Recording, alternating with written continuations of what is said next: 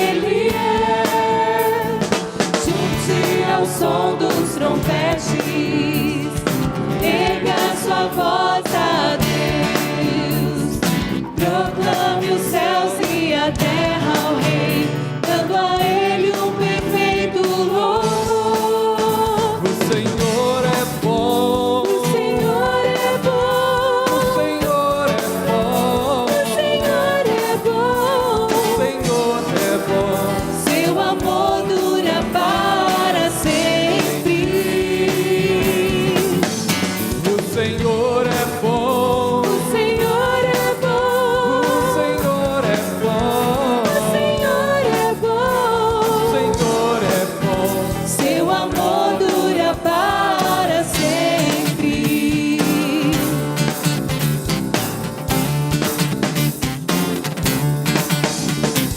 Cristo Jesus exaltado, Ele que tudo criou, prostre-se diante dele, dando a Ele um perfeito louvor. O Senhor é bom, O Senhor é bom, o Senhor é bom, o Senhor é bom, o Senhor é bom.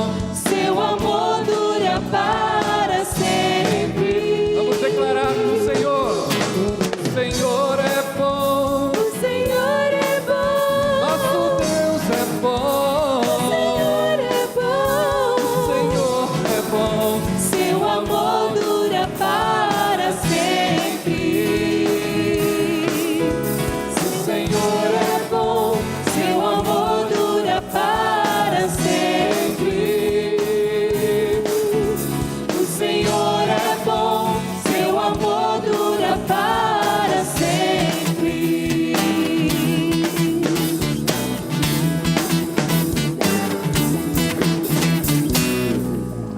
Aleluia.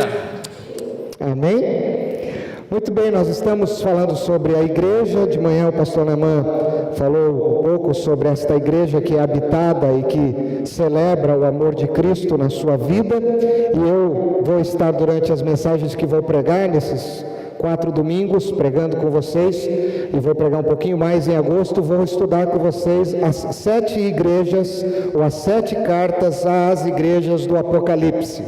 Nós vamos fazer uma avaliação dessas igrejas, tirar algumas lições e uma reavaliação de nós enquanto igreja para a nossa vida pessoal e entender um pouco o que Deus espera da vida de cada um de nós. Então eu quero convidar você a abrir a sua Bíblia na carta do Apocalipse, no livro do Apocalipse, no capítulo de número 2, nós vamos ler os 7 primeiros versículos.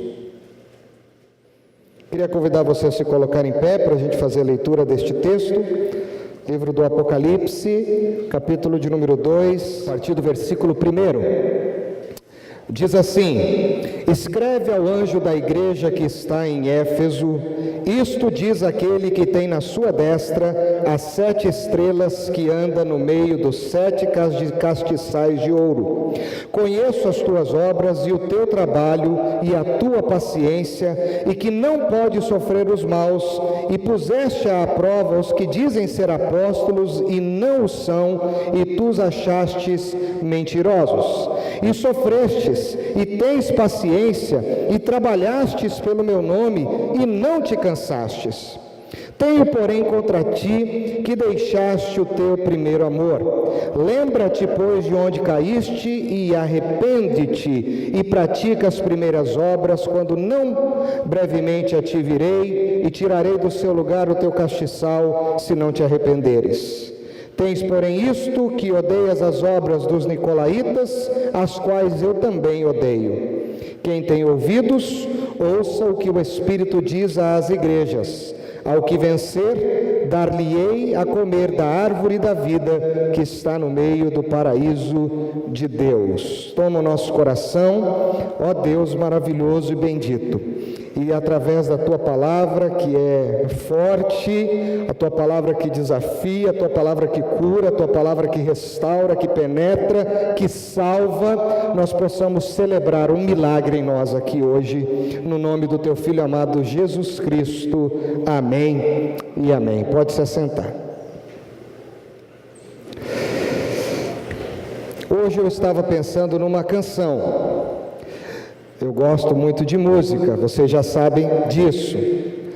E é uma música que eu cantei muitas vezes em serenatas para a minha esposa, a Amabile, até então namorada. Uma música de Tom Jobim, em parceria com Vinícius de Moraes.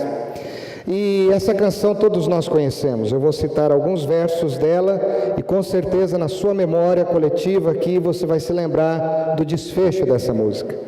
E essa música diz assim: eu sei, vamos dizer de novo, eu sei que vou te amar, desesperadamente eu vou te amar, em cada gesto seu eu vou te amar, e assim vai falando muitas coisas. Esta música é linda, ela fala de amor.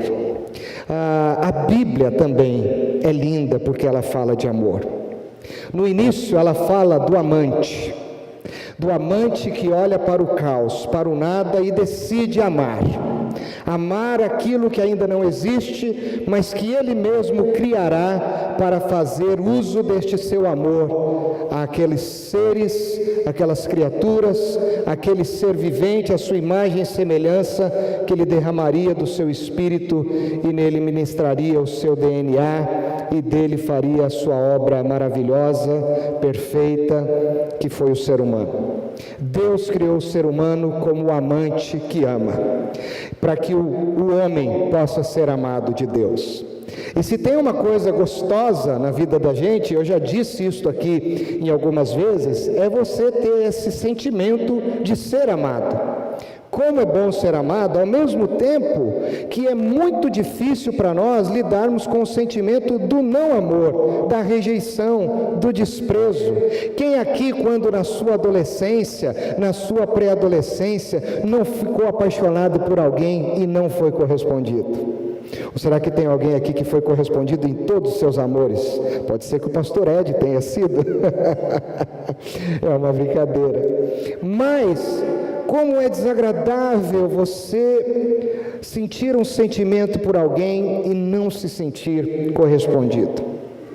E Deus então cria o homem para que o homem possa se sentir bem, feliz, amado, acolhido pelo seu amor, pela sua graça, e a criação é o ambiente onde Deus escolhe para que o homem pudesse ser amado.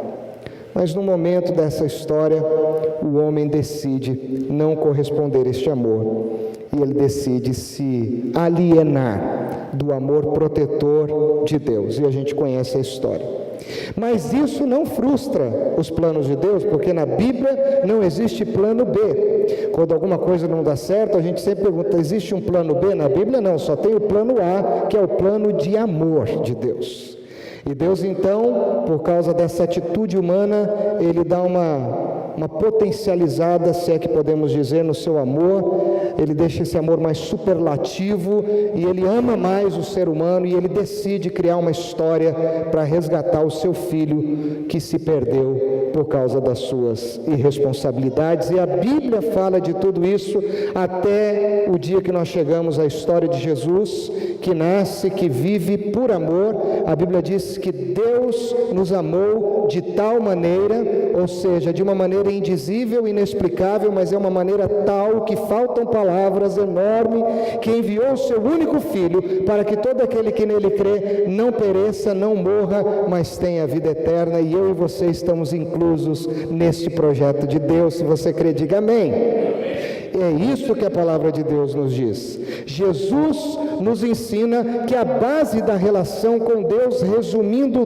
todos os mandamentos do Antigo Testamento, tudo que se conhecia até então, se dá de novo por causa do amor. Amarás ao Senhor teu Deus sobre todas as tuas coisas, de todo o teu coração, de todo o teu entendimento, mas você também tem que amar aquilo que Deus ama, ou aqueles a quem Deus ama, mesmo que não seja fácil, e amarás ao teu próximo como a ti mesmo. E ele disse isso ao jovem rico: faze isso e viverás. Uma vida superlativa, uma vida abundante, uma vida linda, uma vida norteada, enraigada, nutrida por amor. A Bíblia fala de amor. A Bíblia é um livro que revela nas suas páginas, ainda que em algumas histórias mais difíceis, mais complicadas, em que o ser humano é disciplinado por Deus, é chamado a atenção, sofre, Deus não deixa em nenhum instante de amar a nenhum de nós. Deus nos ama. E essa máxima, ela perdurará na eternidade. Na eternidade, nós desfrutaremos em plenitude e para sempre deste amor de Deus. Então, o livro do Apocalipse é um livro que muita gente estuda e gosta de usar as figuras que estão aqui, as metáforas, os itens, os elementos, mas eu vejo o livro do Apocalipse um livro de amor. Deus chamando a atenção e nos trazendo à mente algumas coisas importantes sobre a nossa vida com Ele, sobre como nós devemos agir, usando sim elementos muito importantes, que têm significados muito importantes, para que nós possamos manter este relacionamento de amor com Ele, não só aqui, mas na eternidade, olhando para o futuro. A palavra de Deus, de amor, tem sempre um propósito para cada um de nós. A palavra de Deus, ela quer alcançar o meu e o seu coração através do amor de Deus. É assim que Deus fala conosco. E Deus hoje quer ministrar ao seu coração através do seu amor. Então, como eu disse no início, abra o seu coração e deixe-se ser amado de Deus através da palavra de amor que Ele tem para a sua vida, em nome de Jesus. Então eu queria que, se você tiver liberdade, se você não quiser, você não precisa, que você olhasse para a pessoa que está ao seu lado e dissesse assim: deixa o amor de Deus te encher nessa noite. Pode dizer. Amém, amém, amém. A igreja de Éfeso é uma igreja conhecida no Novo Testamento, uma igreja que foi fundada pelo apóstolo Paulo. O apóstolo Paulo foi um dos primeiros líderes desta igreja. Existem mensagens lindíssimas na igreja de Éfeso. Eu particularmente gosto de pregar na carta de Paulo aos Efésios, mas embora ela seja uma igreja que nos inspire em muitas coisas, é uma igreja que enfrentou muitos problemas, enfrentou muitas dificuldades, problemas estes que não são diferentes dos problemas que nós, como igreja, eu estou falando da igreja, nós aqui, pessoas reunidas, enfrentamos hoje em dia. A igreja, neste momento em que João é chamado por Jesus para escrever a ela, passava por um momento de apatia. A sua fé não era uma fé viva, o seu amor já não era tão colorido assim, tão ardente, tão vivaz assim. A igreja estava passando por um período difícil por causa de uma série de situações. Por exemplo, esta igreja passava por perseguições enormes. A sociedade judaica perseguia os cristãos neste período de uma forma veemente. Injúrias, calúnias, leis, tudo que a gente vive hoje em dia acontecia. Teologias emergentes, falsas, que tinham ideias que distorciam a palavra verdadeira de Deus, o que está na Bíblia, o que está na palavra, estavam surgindo para confundir a cabeça do povo, e as pessoas então eram perseguidas, as suas vidas estavam correndo riscos, os seus papéis de cidadãos da sociedade estavam correndo riscos por causa de uma política totalmente corrompida, e também a sua espiritualidade estava sendo corrompida, porque dentro da própria igreja havia pessoas que tentavam distorcer aquilo que a palavra de Deus ensinava. Então, como manter a sua ortodoxia, como manter os seus valores de fé, como manter à risca os ensinamentos que você aprendeu num contexto marcado por tantas contrariedades? Esta foi uma pergunta que eu fiz para mim hoje também. Senhor, como manter uma fé íntegra? Como me manter fiel irrestritamente à Tua palavra, num contexto que, a semelhança da igreja de Éfeso, trabalha contra os meus valores de fé? Como manter em risca tudo aquilo que eu aprendi sobre a Tua palavra? Como eu vou conseguir ser um cristão vibrante? Como eu vou celebrar o dia que o Senhor fez, como diz a Tua palavra, e me alegrar e regozijar nele? Como eu vou celebrar da manhã e acordar que as misericórdias de Deus se renovam sobre a minha vida? Como eu vou celebrar a salvação a cada dia, o fato de eu ser amado do Abba, do Pai, se tantas coisas que estão em volta de mim conspiram contra essa celebração viva da salvação em Cristo? Como, Senhor? O contexto é difícil, o formalismo religioso está aí hoje, as pessoas estão vivendo uma frieza nos seus relacionamentos, e isto é uma verdade na pós-modernidade. As pessoas, elas não são mais profundas, elas são rasas. As pessoas hoje em dia, elas não querem mais um relacionamento sério em nenhuma área. É por isso que nós temos relacionamentos híbridos, é por isso que nós temos uma família fragilizada, desestruturada, é por isso que a gente vive um monte de problemas, porque as pressões estão em cima de nós. E a mensagem que Jesus tinha para a igreja de Éfeso é a mesma mensagem que Ele tem para nós. A igreja de Éfeso não era uma igreja como a nossa, era uma igreja grande, era a maior igreja da Ásia Menor. Ela era uma igreja conhecida pelo que ela fazia. Se você prestou atenção numa dos versículos que eu li, ela era uma igreja que tinha muita gente que trabalhava, ela era operosa, as pessoas trabalhavam. Era uma igreja em que as pessoas, mesmo diante das dificuldades, tentavam se manter fiéis a Deus. Mas o contexto era muito complicado. Se hoje você tem a sensualidade, quando você sai do culto, muitas vezes chega em casa, liga uma TV, ou passa num lugar para comer uma pizza, e de repente você vê um videoclipe daqueles canais de música, e você vê sensualidade pura. Aqui também acontecia, os crentes saíram da igreja, e os adeptos do culto a Diana, e ali havia em Éfeso o maior templo do culto a Diana, eles viam as mulheres seminuas, estavam ali se instigando e querendo se prostituir, viviam aquela síndrome de que estavam aqui no culto, e o pastor dizia assim, pastor Policarpo, por exemplo, dizia assim: irmãos, vocês têm que amar a Jesus, vocês têm que viver para Jesus, Jesus precisa ser o centro da vida de vocês, Jesus tem que ser o único dono da vida de vocês, é somente a Ele que vocês têm que prestar culto. E quando eles saíam e começavam a andar pelas ruas de Éfeso, tinha uma imagem enorme ao imperador de Éfeso, e as leis diziam que o povo tinha que se dobrar e prestar culto ao imperador. A cidade de Éfeso era uma cidade mística, porque uma cidade com muitos problemas apela para tudo, e hoje também nós vivemos uma sociedade assim, extremamente mística, por causa que as pessoas estão dando tiro para todo lado, para tentar, quem sabe, preencher os seus espaços vazios da alma, do coração, das emoções, do espírito. Então era uma cidade complicada, tinha muita imoralidade, como temos nos nossos dias. A igreja de Éfeso tinha sido pastoreada por grandes pastores, quem sabe o Paulo mesmo ficou lá, dizem que Apolo, Timóteo e João também esteve lá por um período, mas era uma igreja que enfrentava muitas crises.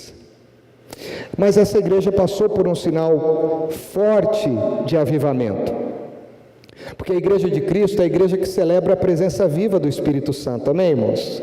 E aonde o Espírito Santo está, há liberdade, a cura, a restauração, a vida, ainda que hajam contrariedades. Então, para você saber, ainda que isso tenha acontecido, essa igreja experimentou um profundo ardor do Espírito na sua vida. E dizem os historiadores sobre o movimento missionário da igreja de Éfeso, que este foi o maior emblema missionário desta igreja. Essa atitude dos irmãos, quem sabe, um tanto quanto radical para nós, irem às praças, irem para as ruas e romperem com o estilo de vida que eles tinham até então, para adotarem uma vida com Jesus. E essa foi a grande mensagem que se espalhou pela Ásia, e essa igreja foi conhecida como uma igreja missionária. Jesus, se você olhar agora com o texto aqui, eu quero me ater brevemente a ler alguns versículos deste texto com vocês. Já falei um pouco sobre esta igreja. A Bíblia diz que Jesus tem esta igreja nas suas mãos. E ele diz que ela está nas suas mãos. Jesus diz que a liderança desta igreja está nas suas mãos. Isso Jesus está querendo dizer que ele tem o controle sobre a igreja, que aqueles homens estão nas suas mãos. A melhor figura para esta palavra, porque a gente não tem a tradução melhor para essa palavra, e eu vi alguém fazendo isso, eu achei interessante quando eu estava falando sobre isso, é que você olhar esse papel amassado aqui na minha mão, é como se Jesus estivesse dizendo assim: tudo que existe e a igreja que eu instituí está dentro da minha autoridade, da minha mão, nada escapa ao meu domínio. Esta igreja está guardada nas minhas mãos. Isso significa que Jesus tem poder, autoridade para sustentar a igreja, mas Jesus também tem poder e autoridade para proteger a sua igreja dos ataques alheios e externos. Não é bonita essa figura? É isso que significa esse texto. Jesus diz que ele se alegra com esta igreja, ele viu muitas coisas acontecerem nesta igreja. Jesus faz elogios, diz o versículo 2 que ela é uma igreja conhecida pelas suas obras. A palavra conheço as tuas obras é uma palavra repetida, e o verbo que aparece aqui, conheço, é um verbo no grego, se chama ergar, e Jesus está querendo dizer assim: eu conheço o seu dia a dia, eu conheço o seu estilo de vida, em cada instante, em cada momento, eu sei como você vive, eu sei quem você é, não é? Jesus diz isso para esta igreja: eu conheço a vida de vocês, eu vejo que vocês estão ocupadas no serviço, eu vejo que vocês estão cuidando dos doentes, eu vejo que vocês estão cuidando dos idosos, eu vejo que vocês estão cuidando dos velhos, eu vejo que vocês estão mantendo firme a ortodoxia, não estão se desviando dos valores da fé, vocês estão mantendo-se, no versículo 3, perseverantes, tendo paciência no meio da tribulação. Você está comigo ainda? Está acompanhando o raciocínio? Embora vocês tenham muitas pressões, vocês estão sendo fiéis, não é? Vocês estão tendo uma paciência. Existe uma palavra aqui, paciência, na verdade, ou perseverança. A palavra interessante aqui, que também não foi bem traduzida, é: vocês têm uma paciência triunfante. A paciência e a perseverança de vocês é triunfante. Vocês triunfam nessa maneira que vocês têm de guardar. Vocês têm uma boa semente, vocês têm uma boa doutrina, vocês não se deixam levar por estes nicolaítas. Aí você está aqui e está dizendo assim: quem eram os nicolaítas? Os nicolaítas eram as pessoas que entravam dentro da igreja, que estavam destruindo a verdade do evangelho, isso que eu citei há pouco, mentindo. O que um nicolaíta faria hoje nos nossos dias? O nicolaíta diria que você tem que buscar mais as bênçãos de Deus do que a Deus. O nicolaíta diria para você hoje que você sofre porque você peca, e Deus te castiga porque você é mau. Então, o nicolaíta diria para você assim hoje: se você não pagar o seu dízimo, Deus vai te punir. Como um Deus de amor vai agir desta forma? Estes nicolaítas, eles pregavam mentiras nocivas. Mentiras, por exemplo, Jesus não ressuscitou.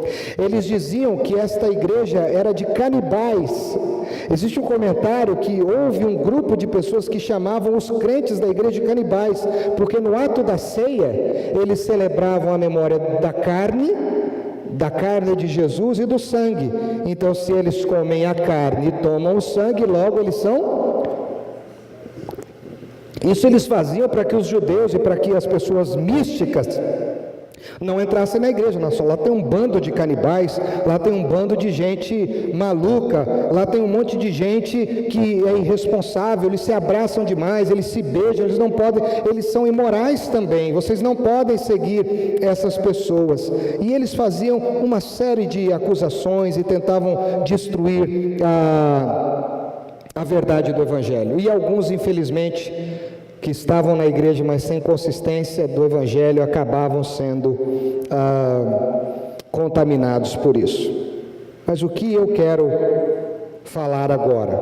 Falamos um pouco da igreja do passado, uma igreja que passou por dificuldades, uma igreja que passou por crises, mas uma igreja que manteve forte algumas coisas. Mas você vai perceber que nem tudo era flores nesta igreja. O versículo 4 vai dizer o seguinte: embora vocês sejam perseverantes no sofrimento, embora a ortodoxia de vocês seja excelente, vocês estão guardando à risca os ensinamentos, embora vocês tenham um bom serviço social, embora vocês tenham um ardor missionário, embora vocês estejam fazendo isso, eu tenho uma coisa contra vocês. Versículo de número 4: tenho, porém, contra ti, que deixaste, ou abandonaste, ou perdeste o teu primeiro amor. E aqui, irmãos, Jesus, usando João, nas penas de João, escrevendo nos papéis, nos papiros, Jesus dá um choque na igreja. Porque até aqui está muito gostoso de ouvir o que Jesus está dizendo. Jesus está levantando a bola da igreja, e quem não gosta de ser elogiado, mas de repente ele vem com uma frase que mexe com a estrutura desta igreja. E ele ainda vai dizer mais no versículo 5: vocês estão tão perdidos que vocês nem sabem aonde vocês começaram a errar e a perder o seu amor. Então parem, reflitam, lembrem-se de onde isso começou, aonde isso começou na vida de vocês, e arrependam-se lá na raiz, porque esse é um problema que já é recorrente na vida de vocês. A igreja não tinha mais a mesma devoção a Jesus. E aí eu volto ao exemplo do início da minha mensagem. Como é difícil você estar com alguém que não te corresponde no amor, que diz que te ama, que diz que te quer, que diz que quer estar com você, mas que não demonstra este amor. Como deve ser complicado viver num ambiente assim. E por mais que essa pessoa faça, por mais que ela queira reparar a sua falta de amor com atitudes, com presentes, com palavras falsas, muitas vezes, aquele que reconhece a essência do outro, sabe, essa pessoa não me ama. Então tudo que ela faz para mim, todas as qualidades que ela exerce para me ajudar, são insuficientes. Com esta frase, o Senhor está dizendo para Éfeso: tudo que vocês fazem é inútil, porque vocês não celebram o amor nas atitudes de vocês. A nossa relação não é nutrida pelo amor, é uma relação convencional, é uma relação de costume, de hábito, mas não mais de amor. Irmãos, como é triste a gente ver isso acontecendo dentro de uma igreja, mas isso acontece em todos os lugares. Isso acontece nas casas, isso acontece nos relacionamentos entre amigos, na sociedade. As pessoas que muitas vezes fazem e acontecem, mas que na essência o seu coração não está naquilo que elas estão fazendo. A igreja de Éfeso era uma igreja perfeita nos seus ritos, nas suas doutrinas, mas era uma igreja que não amava mais Jesus como ela amou outrora. Ela tornou-se infiel, assim como Israel tornou-se infiel, e ela não era mais apaixonada pelo seu noivo. E a grande máxima do livro do Apocalipse, na minha opinião, é o momento que o noivo se encontra com a noiva, e existem as bodas do Cordeiro, e eles vão celebrar estas bodas, e ela está ataviada como noiva, diz o texto, e eles se casam. Mas casamento sem amor, irmãos, não pode acontecer no reino dos céus. A Bíblia não nos ensina isso. O casamento é nutrido por amor, ainda que hajam dificuldades. Aí eu vou lá para Paulo em Coríntios, capítulo 13, primeira carta de Coríntios. O amor tudo pode, tudo suporta, tudo crê, tudo espera. O amor não acaba. Então imagina Jesus se preparando para o seu casamento e olhando para sua noiva, que faz e acontece, que se arruma para Ele, que veste uma roupinha bonita para Ele, que faz uns mimos para Ele, mas que não o ama mais como amava outrora. Terrível isso. Isso é terrível de pensar, mas esta é a realidade. A igreja precisa se apresentar ao Senhor extremamente apaixonada, extremamente devota no seu amor ao Senhor, extasiada, tomada. Quando pensarmos em Jesus, o nosso coração precisa bater mais forte. Quando pensarmos na salvação que Jesus nos propiciou através da sua morte na cruz, o nosso coração precisa bater mais forte. Quando nós pensarmos no milagre que nós somos a cada dia, porque a sua vida hoje é um milagre, este dia é um milagre que Deus reservou para você, porque senão você não estaria aqui, você não estaria, nem eu, mas Deus decidiu dar o milagre da vida a você nesse dia. Então nesse dia o nosso coração tem que estar pulsando, o nosso coração tem que estar tremendo, o nosso coração tem que estar vibrando na presença de Deus, agradecendo. Graças eu te dou, Senhor, por mais um dia de vida. Graças eu te dou porque hoje o teu amor me alcança a minha casa, alcança os meus filhos, alcança o meu marido, alcança a minha esposa, alcança os meus negócios, alcança a minha saúde. Obrigado, Senhor.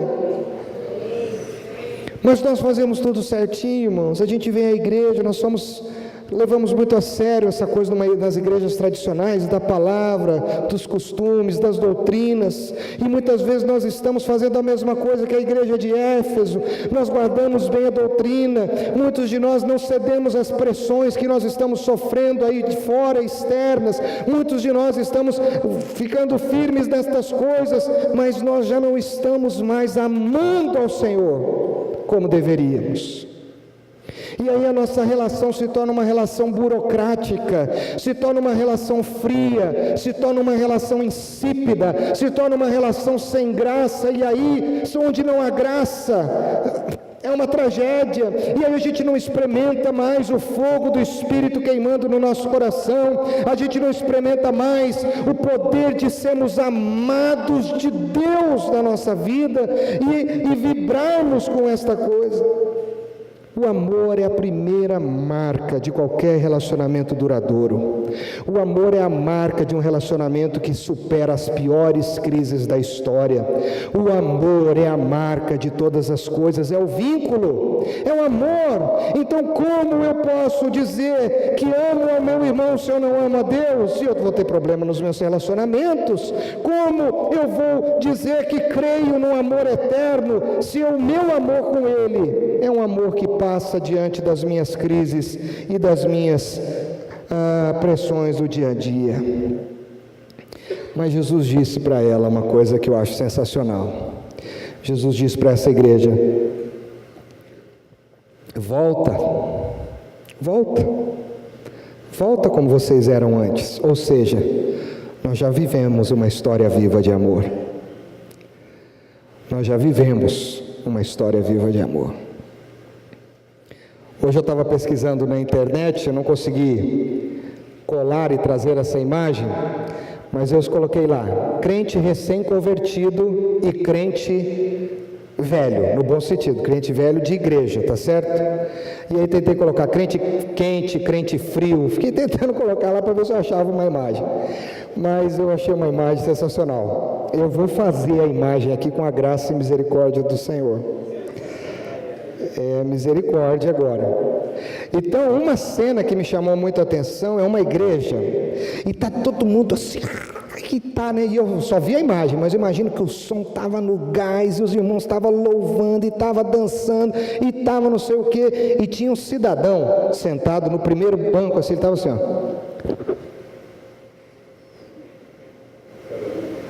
Já viu esse filme antes ou não? Isso não acontece aqui em Maringá, só naquele quadro que eu vi. E Jesus diz: arrepende-te, lembra-te de onde caíste, volte a praticar as primeiras obras, volte a praticar o que você perdeu. E aí, irmãos, trazendo para hoje, e já concluindo a minha mensagem, eu tentei escrever algo que Jesus poderia estar dizendo para mim, para o Ricardo, lembrando da minha vida de recém-convertido, de algumas práticas que eu tinha, que estou tentando retomar, e Jesus dizendo: você tem tantas qualidades, mas isso não é suficiente para mantê-lo no centro da minha vontade. Primeira coisa que ele me disse: você faz tantas coisas para mim, mas isso não é o suficiente para que você de fato alegre o meu coração, porque eu não preciso de nada. Jesus olhou para mim e olha para muitos de nós e diz assim: nós não somos mais os mesmos no nosso relacionamento, não por minha causa, mas quando eu olho para você, eu não vejo mais o mesmo fervor que você tinha para ler a minha palavra e para entrar no seu quarto secreto para nós estarmos juntos. Eu sinto que em muitos momentos a nossa relação se tornou até uma relação banal. Você tem banalizado tudo aquilo que eu fiz por você em algumas atitudes. Na verdade, cara, eu acho que você esfriou bastante. E aí ele me pergunta: por que você está tão indiferente assim? É isso que significa: eu tenho, porém, contra você que você perdeu o seu primeiro amor. Essa igreja não deixou de amar Jesus, mas ela não ama mais Jesus como amava antes. E esta é a estratégia de Satanás para acabar com a igreja: o esfriamento, a religiosidade, fazer as coisas certinhas e se esquecer da essência. Jesus está dizendo: vocês não me amam mais como vocês me amavam no princípio, quando o Evangelho chegou em Éfeso. Aquele fervor missionário talvez eu não vejo mais tanto assim. Você já não abre mais mão de coisas que você abria antes por estar comigo. Por exemplo, do seu tempo. Irmãos, a igreja dos nossos dias não tem tempo. Não tem tempo. Outra coisa que Jesus disse muito claro, que nós vivemos nos dias de hoje, ele diz: existe uma divergência de ideias entre nós. As nossas ideias não concatenam mais. Aquilo que eu espero de você, aquilo que eu quero que você faça, aquilo que eu insisto com você, você discorda, você resiste, você insiste em dizer que não é bem assim, você tenta relativizar e encontrar uma desculpa, um subterfúgio para os nossos diálogos. As nossas ideias não batem mais, as nossas conversas não fluem mais como elas fluíam antes. Jesus diz para nós hoje, para a igreja, que hoje está desesperada atrás da bênção, atrás do milagre, atrás dos ídolos, atrás dos líderes, dos homens. Hoje eu estava lendo, e eu vou citar porque é público, eu vi na mídia, então eu posso citar, e eu ouvi de um pastor que eu admiro muito. Houve uma época aí na história da igreja evangélica que muita gente foi atrás daquela doutrina do sopro, e se dizia que a ênfase, o ventilador espiritual estava numa cidade do Canadá chamada Toronto. E um pastor, um homem de Deus, que eu conheço pessoalmente, foi para lá naquela época e voltou para lá há pouco tempo atrás, e eu ouvi dele hoje, num vídeo, ele disse que chegou lá, isso já deu uma passada boa, e ele ouviu da esposa do Benny Hinn: este homem é um estrondo, ele só tem barulho, mas ele não tem conteúdo. E há pouco tempo atrás o Benny Hinn se divorciou por traição dele. Então, irmãos, como as pessoas se entusiasmam com coisas tão vazias, e ao invés de olhar para a palavra, para Jesus, para a essência do Evangelho, não sentem mais o mesmo apego, o mesmo apreço, gastam dinheiros de monte para irem para lá, porque a bênção de Deus está lá. Eu já ouvi aqui em Maringá isso: olha, na quarta-feira tem uma reunião aqui na cidade, que é lá o negócio, é à tarde essa reunião, e vai um monte, porque é lá, tem que ser na quarta e lá naquele lugar. Será que Jesus é insuficiente em outros lugares? Nós somos habitados por Jesus. Nós estamos ouvindo isso aqui. O pastor Neman tem pregado insistentemente sobre isso. Jesus está olhando para a igreja de hoje, Ele está dizendo assim: vocês não comem mais a comida que eu preparo para vocês. Aliás, vocês reclamam dela. Vocês acham que ela não tem mais sabor. Jesus disse: eu sinto que a qualquer momento eu posso te perder para o seu dinheiro, eu posso te perder para o seu orgulho, eu posso te perder para os seus desejos desvairados. A impressão que eu tenho, diz Jesus, é que eu não sou mais o dono do seu coração. Porque quando eu peço alguma coisa para você, você só faz porque eu peço. Você não tem mais espontaneidade. E os pastores vivem cobrando, falando, e às vezes somos taxados até de incisivos demais. Mas Jesus diz: você não é mais espontâneo. Isso aqui foi uma conversa que eu tive com Jesus, irmãos. Então, o versículo 6 diz assim para mim: faça uma avaliação. Faça uma avaliação de você. Faça uma avaliação de mim. Faça uma avaliação de nós. Reflita e volte a ser como antes. Eu quero que você celebre a chama acesa da minha vida na tua vida, porque Ele diz que se isso não acontecer, Ele vai tirar os candelabros da igreja. A igreja vai ficar escura, a igreja vai ficar sem luz. E quantos cristãos, quantos crentes estão sem luz? Sabe qual é a tradução para essa figura de linguagem do candelabro? A glória de Cristo. A minha glória não será mais resplandecente na sua vida.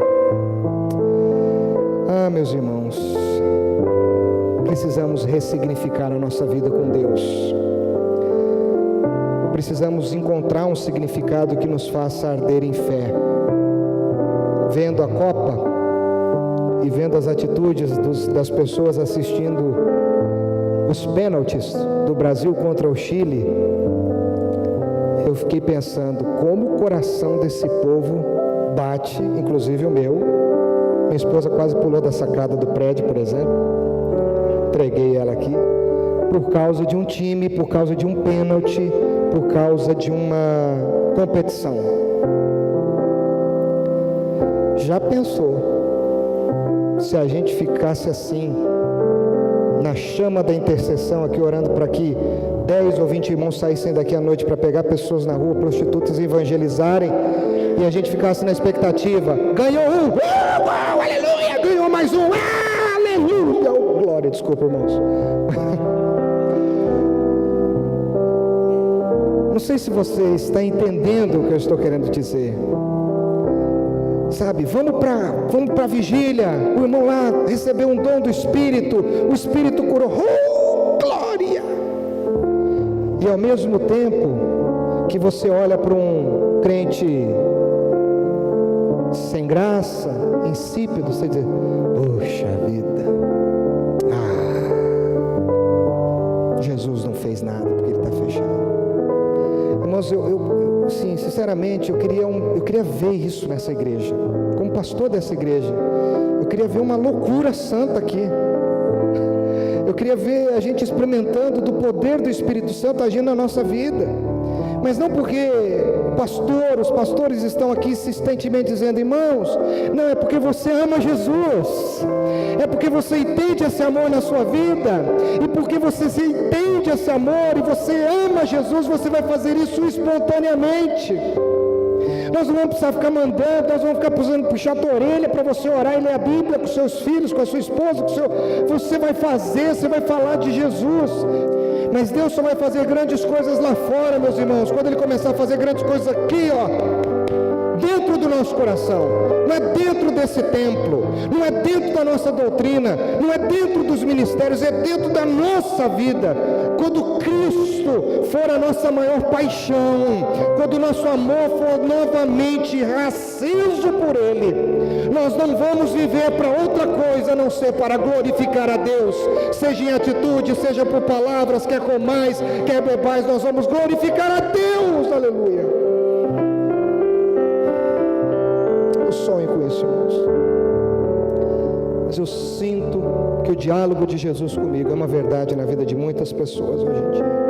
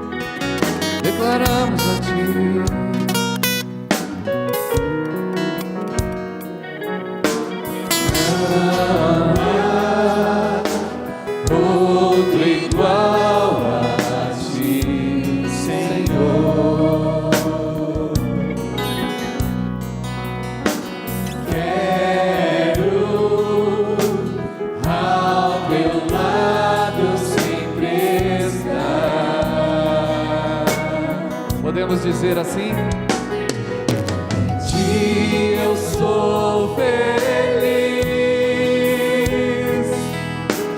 eu direi de ti, és meu escudo, minha força, minha proteção, meu libertador, meu abrigo, torre forte, meu socorro em tempo de tribulação.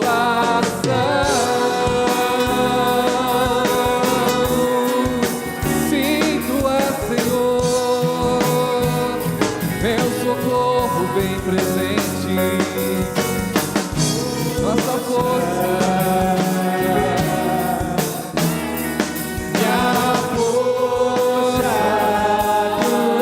Meu libertador, meu abrigo, torre forte, meu socorro em tempo de tribulação. Sim,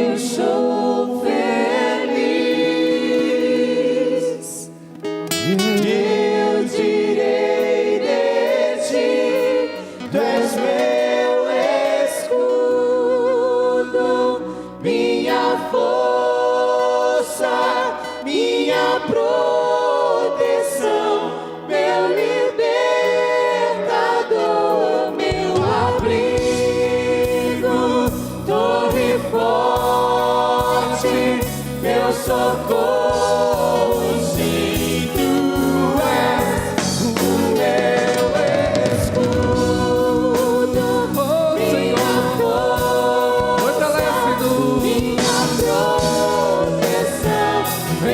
libertador, meu abrigo, torre forte, meu socorro em tempos de tribulação.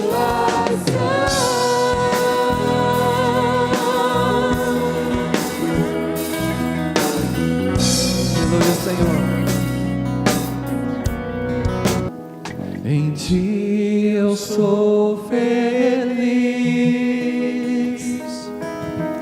eu direi de ti. Você pode dizer isso do Senhor? Ele é teu escudo, tua força, minha força, minha proteção, meu libertador, meu abrigo, torre forte, meu socorro em tempos de tribulação.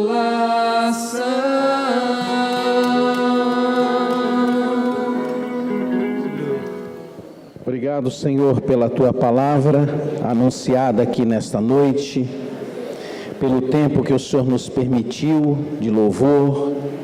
Pedimos que o Senhor nos abençoe durante essa semana, que o Senhor conforte aqueles que estão aflitos, preocupados, que o Senhor traga a cura àqueles que estão enfermos, com dores, com sofrimentos no seu corpo, com aqueles que estão, Senhor, enfermados na sua alma, nas suas emoções, que a tua graça, a tua bondade os alcance.